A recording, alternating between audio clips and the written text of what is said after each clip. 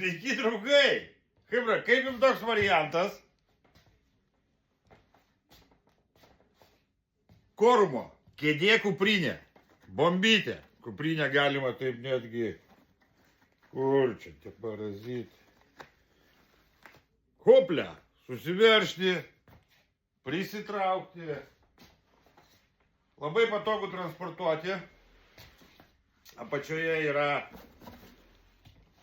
posėdinė, yra talpa didelė, tikrai didelė. Čia jau kuprinė kaip turi būti gaunasi. Ir kėdė patogi.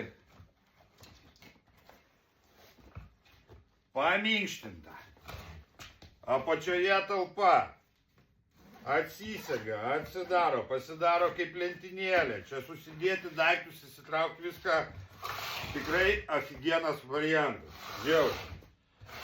Visos 4 kojos teleskopinės. Ant visų kojų galima viršui įsukti kažkokius tai aksesuarus. Visos pilnai ištrauktos kojos gaunasi 62 cm.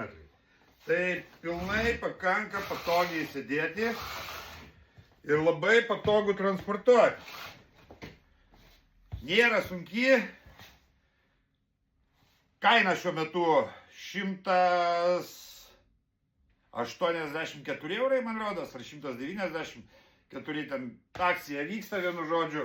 Tikrai bombinis variantas, tiem, kas žvejoja Kauno mariose, chebra, patikėkite, žiauriai patogu transportuotis. Jo labiau, kad į apatinę talpą galima susidėti visus priedus. Užsimetėjai ir patogiai minyti ant per kalnus į savo žvejybą.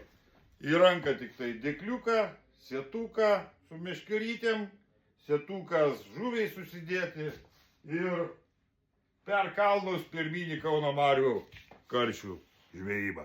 Viską rasi žvejakelias.com arba galima Kaune, Aleksote, Veiverių 51A gyvai pasižiūrėti, pačiupinėti, pasėdėti.